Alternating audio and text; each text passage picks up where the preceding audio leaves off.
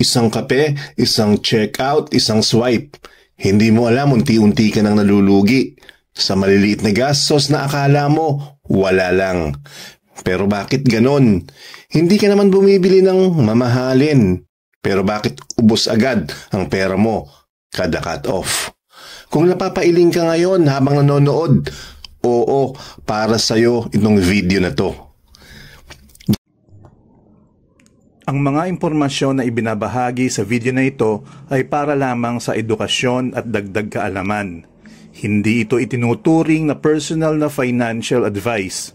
Kumonsulta pa rin sa isang lisensyadong financial advisor bago magdesisyon tungkol sa investments. Ganito kasimple, isang kape, isang checkout, isang delivery fee, isang subscription, maliit, magaan, wala lang. Pero sabay-sabay, yan ang tunay na silent killer ng wallet mo. By the way, kung gusto mo ring magsimula sa pag-aaral ng pera at investments, iniligay ko sa description yung mga top financial books na personally kong nire-recommend. Affiliate links yan. Ibig sabihin, kapag bumili ka gamit yung link, may maliit akong komisyon pero walang dagdag na bayad sa'yo. Sa ganitong paraan, natutulungan mo rin akong makagawa pa ng mga free videos tulad nito. Maraming salamat sa support. Hindi mo man lang nararamdaman kasi hindi naman 10,000 agad. Hindi rin siya big purchase na mararamdaman mo agad na may nabawas sa pera mo. Walang luho na malaki, walang gadget, walang appliances. Pero isipin mo to, yung mga papiso-piso na yan, yung maliit na gastos na okay lang. Yan ang pinaka mapanganib sa lahat. Kasi kunyari may butas ang bulsa mo, hindi naman biglaan na uubos ang pera mo, di ba? Unti-unti. Pakonti-konti. Hanggang sa isang araw, tatanungin mo sa sarili mo, bakit parang wala akong naipon kahit may trabaho naman ako? Yan ang hindi mo nakikita. Hindi yung malalaking gastos ang nagpapalubog sa'yo, kundi yung maliliit na kumakain sa sweldo mo araw-araw. Kahit gaano kalaki ang sahod mo, kung may butas ang bulsa mo, lalabas at lalabas yan. At ang masakit, hindi mo alam kung kailan ka nagsimulang malugi. Sisimulan natin sa kape. Oo, yung kape na sinasabi mong reward ko sa sarili ko. Yung kape na nagpapaganda ng umaga mo, nagpapagaan ng stress mo, at nagbibigay ng sense of comfort na panandalian. Tumingin tayo sa presyo. 150 pesos. Mura? Oo, kung isang beses lang. Pero hindi naman isang beses lang, di ba? Daily yan. Routine. Habit. Default. Hindi mo na nga iniisip kung kailangan mo ba talaga. Kasi automatic na. Kaya monthly, 4,500 pesos. At year-end, 54,000 pesos. Sa kape lang. Imagine mo yun, 54,000 pang investment na, pang emergency fund na, pang insurance na. Pero napunta sa isang araw-araw na habit na hindi mo man lang tiningnan ng mabuti. 4,500 pesos sa isang buwan. Sa kape. Hindi mo ba napansin kung gaano kalaking pera yon? Hindi dahil mahal ang kape, kundi dahil hindi mo alam kung gaano kadalas ka gumagastos para dito. Next, Lazada at Shopee. Oo, yung dalawang app na parang walang masamang intensyon, pero sila ang pinakamalakas mang-akit. Yung patingin lang ako, nagiging add to cart, yung add to cart, nagiging checkout, at yung checkout, nagiging bakit parang ang bilis maubos ng pera ko? At ang nakakainis, lagi nilang ginagamit ang salitang sale. 49 pesos lang daw. Pero pag tiningnan mo ulit, nagiging 79, tapos 129, tapos 199. At dahil maliliit lang ang presyo, hindi na natin iniisip.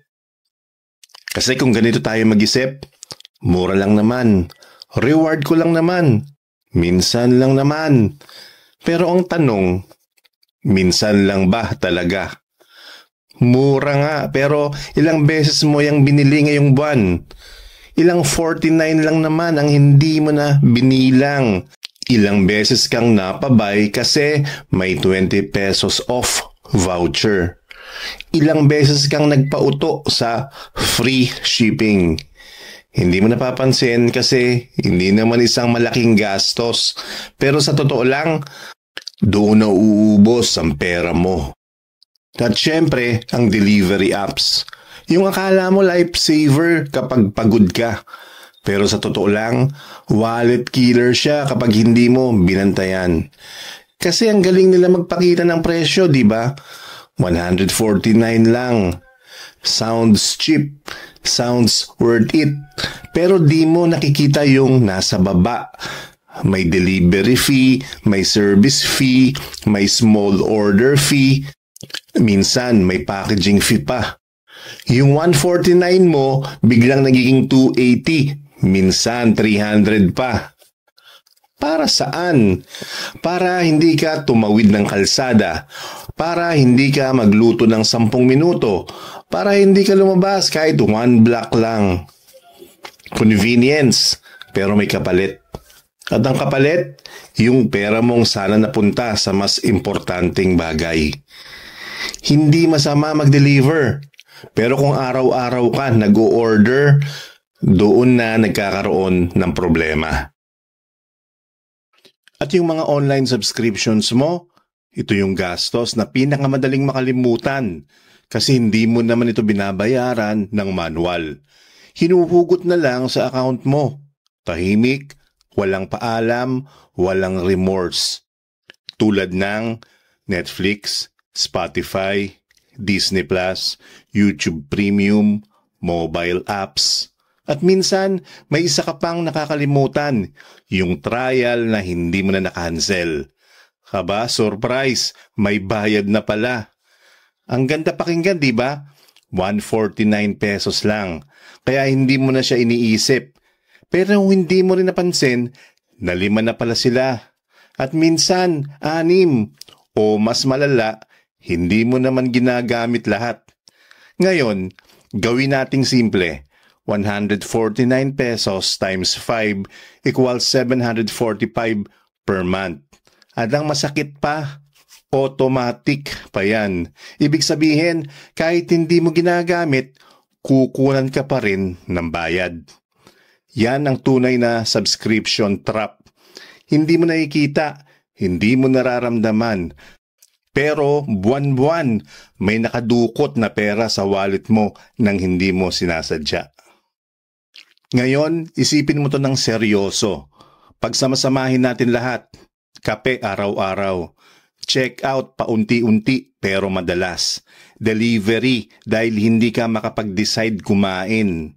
Subscriptions na automatic na bumabawas. Ang total, 7,100. Every single month. 7,100. Hindi sa luho, hindi sa gadget, hindi sa travel, kundi sa maliliit na gastos na akala mo wala lang. 700 sa mga bagay na hindi mo naman lang namamalayan. Pero teka, hindi ko sinasabi na bawal bumili ha. Hindi rin kita pinapagalitan. Hindi ko sinasabi na mali ka. Tao lang tayo, napapagod, nauubusan ng willpower, at minsan kailangan talaga natin ng reward. Hindi kita pinipigilan. Hindi ko sinasabi na huwag ka nang uminom ng kape, o huwag ka nang mag-check out, o huwag ka nang magpa-deliver. Ang sinasabi ko lang, dapat ikaw ang may hawak ng wallet mo. Ikaw ang may control, hindi yung gastos. Ikaw ang nagdi-decide, hindi yung impulse. Ikaw ang master, hindi yung habits mo. Kasi kung hindi ikaw ang may control, yung maliit na gastos, unti-unti kang inuubos. Kahit hindi mo napapansin. Gawin mo ito. Simple lang pero sobrang effective. Number 1, the 3-day rule. Pag may nakita kang gusto mo online, huwag mo agad i-check out. I-save mo muna. Lumayo ka, huminga ka, at hintayin mo ng 3 days. Kung after 3 days gusto mo pa rin, ibig sabihin, hindi siya impulse. Pwede. Pero kung nakalimutan mo na siya, ibig sabihin, hindi mo talaga kailangan. At literal, pera na agad ang nasave mo. Number 2, homebrew days. Hindi mo naman kailangan mag-coffee shop araw-araw. Pili ka ng 3 days sa isang linggo na homebrew ka lang. Black coffee, instant, drip, kung ano meron. Hindi man kasing fancy, pero ang laki ng matitipid mo. Number 3, delivery free week. Isang linggo lang. Promise. Try mo lang. Pag nagugutom ka, lumabas ka. Tumawid ka. Magluto ka ng kahit simple lang. Maghanda ka ng meal ahead. Magugulat ka kung gaano kalaki ang ibinabawas ng delivery fees sa monthly budget mo. Kahit isang linggo lang, makikita mo agad ang difference. Number 4, track your gastos. Ito yung pinaka-eye-opener. Hindi mo kailangan ng app. Hindi mo kailangan ng spreadsheet. Notes app lang.